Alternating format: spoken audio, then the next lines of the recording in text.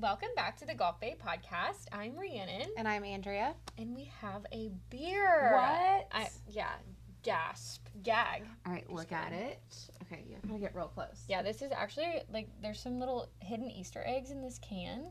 Uh-huh. When you first see it, it's like, okay, manly beer. And it looks very domestic. It looks like a Miller Coors. Like, it looks like a domestic. Yes, but you look deeper into the can, and it's literally a mermaid riding a fish. And I was like, that's cute as heck.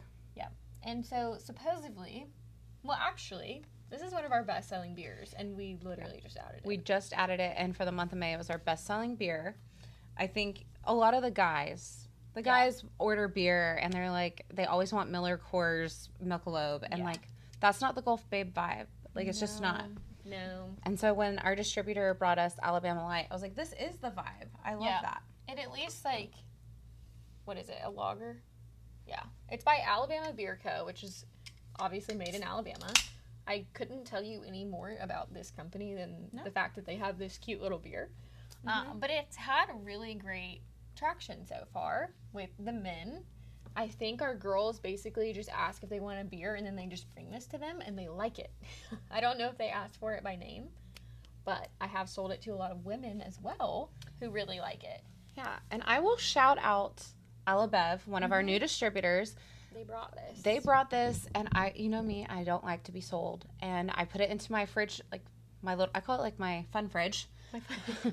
My husband was like, I'm so thirsty after work. Like, do you have anything? And I was like, I only have alcohol. And he picked this out and was like, whoa, that's so good. What percentage of alcohol is it?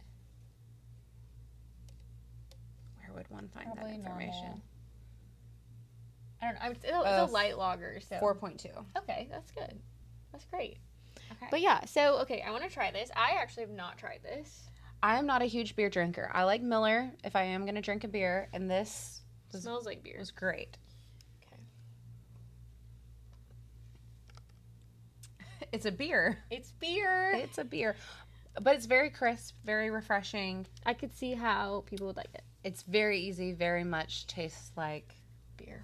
Like a normal beer.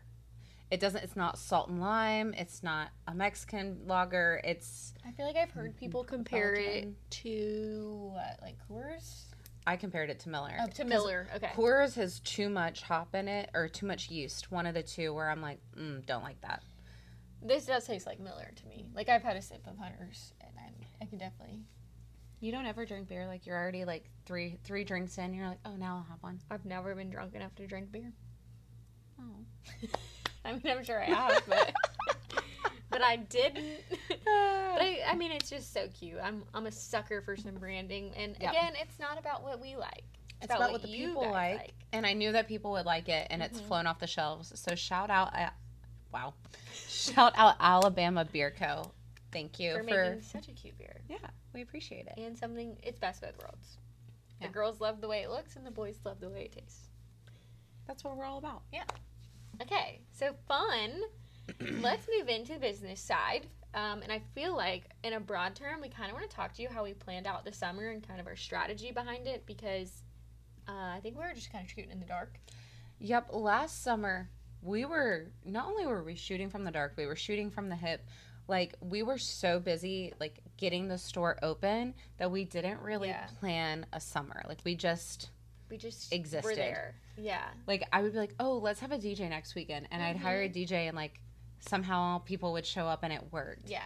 But this year, I was like, hey, I'm going to plan our entire summer in April. So we had a little bit of strategy going on.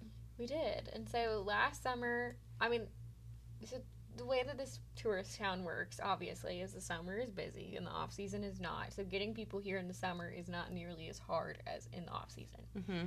But you still have to give people a reason to come to your place. There's so many bars here.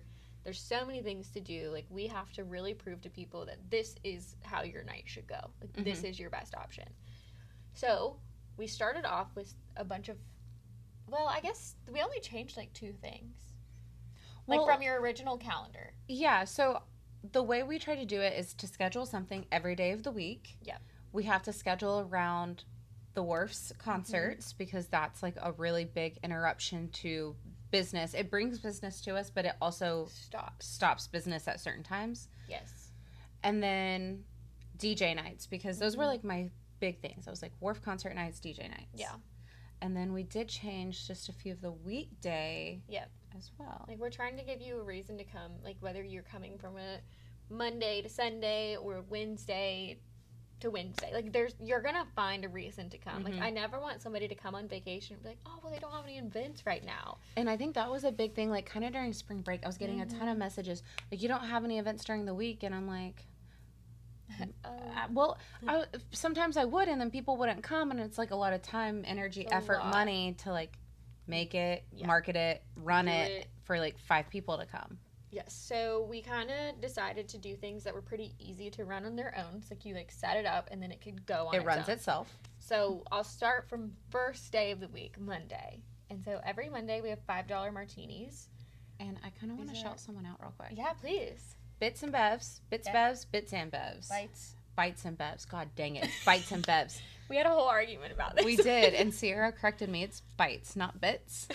Anyways, one of our favorite influencers came to Gulf Babe and gave us this idea.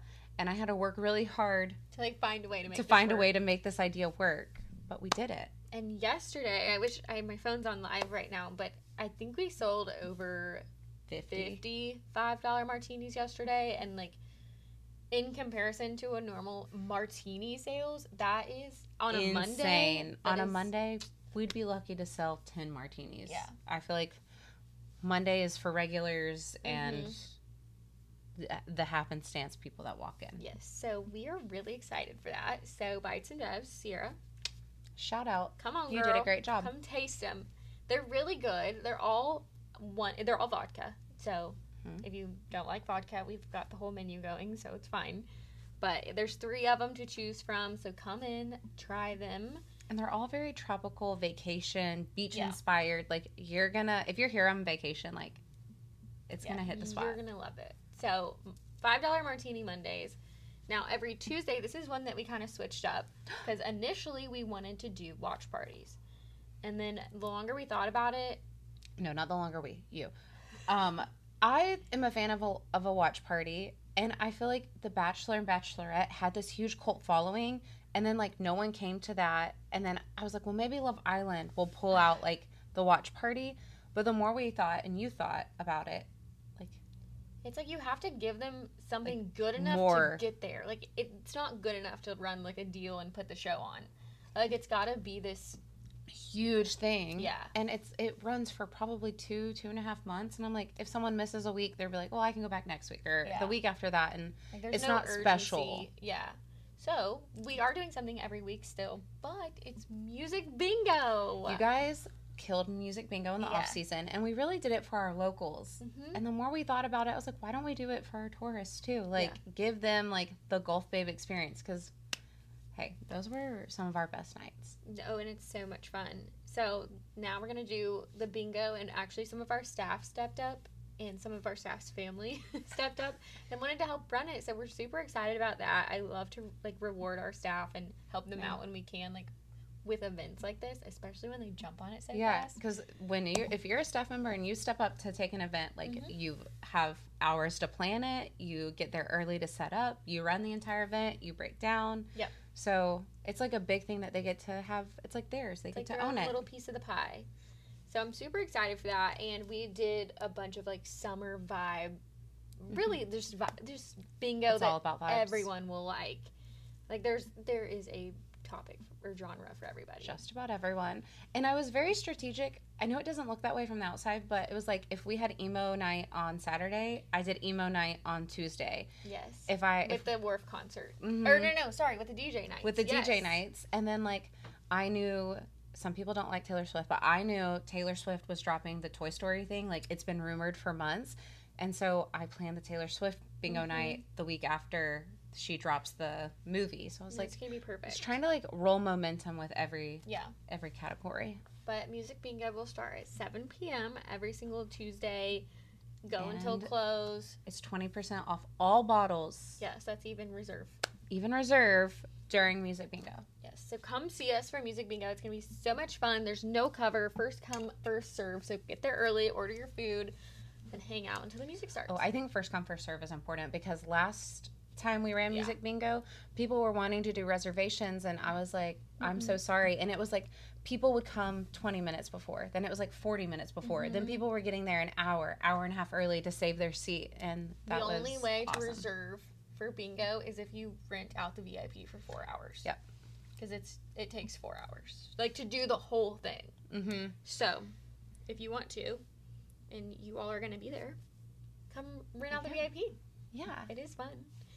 But okay, so Wednesdays are another really fun day. We used to do Wine Wednesday, and Wine Wednesday just wasn't slapping the way I wanted it to slap. Yeah. So we kind of paused it like in the off season, but we're bringing it back for summer, and we're bringing it back differently. Yeah. So when we used to do Wine Wednesday, we would pick a different wine every Wednesday to feature, and we did discounted by the glass. Which I thought would work so well for people that wanted to try new wine. Yeah. That was our goal, was like, come and try something new that you have never tried before. Yeah. Well, now we're doing 50% off select bottles. Like, just 50%. Not BOGO, not anything. Nope. You just get them at 50%, but it's select bottles. Very select. So it's anything on or by the glass. You can buy it as a bottle. So anything on that list, and on the menu, if you come in on Wednesdays, it tells you exactly which wines you can buy and then the price cut you're getting.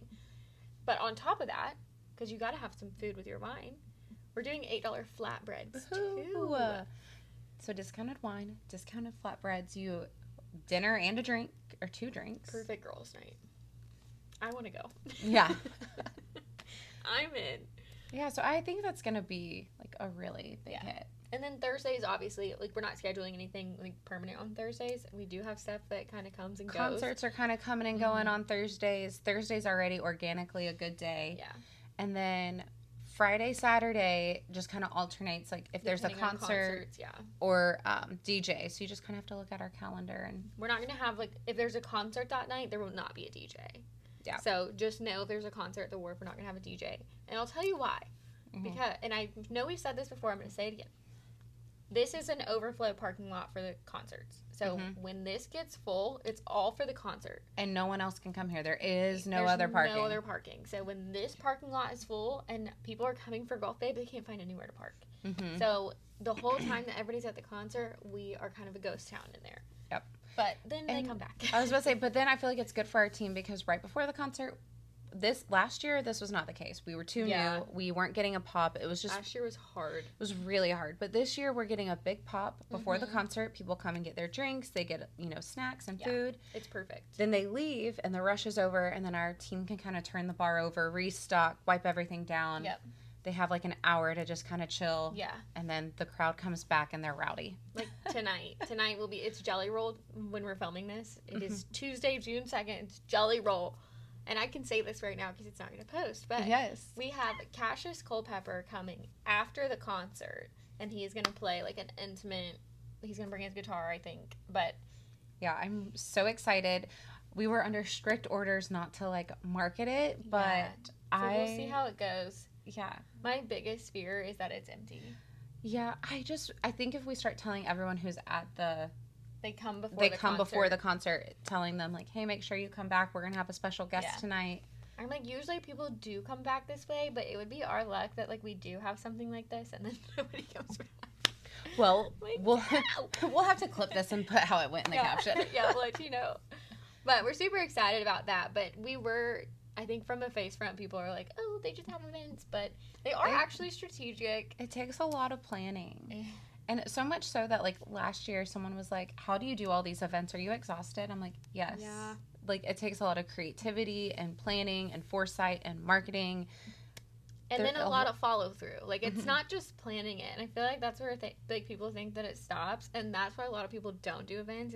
That's the easiest part, is coming up with it, planning it, even, like, operationally planning it. Like, if you were to just give it to somebody, it would work perfectly. But the follow through is hard. Yeah, because then, these specials, they have to be uploaded into the system. Oh, this special requires a new vodka. I got to get that vodka. Like, there's just a lot of moving parts. Yeah. And I think you have to commit to it because we tried in April. We're like, hey, planning these events is, like, burning me out. I need a break. Well, April was our worst month ever. It proves that, like, the events, maybe they didn't feel like it was worth it, but in the end it was. Yeah. So And my dad gave me this advice. I think it's the best. I think when I started being an entrepreneur, I just didn't realize that, like, it never stops. It never stops. And he basically one day, like, I was complaining, and he's like, Rhiannon, you just have to put your nose down and do it. There's nothing you can do about it. And I'm like, oh. Okay, here we go. Yeah. But it was very comforting to hear somebody else say that, because I felt like I was behind. Like, we're always trying to catch up. We're always, like, scrambling to get things done. And he's like, nope. That's just the reality of the situation. Yeah, it'll always be like that. But I feel in a much better spot this year than I did last year. Gosh, yes. And last year we just had a lot, like, team-wise that we were juggling on top of these concerts in the summer.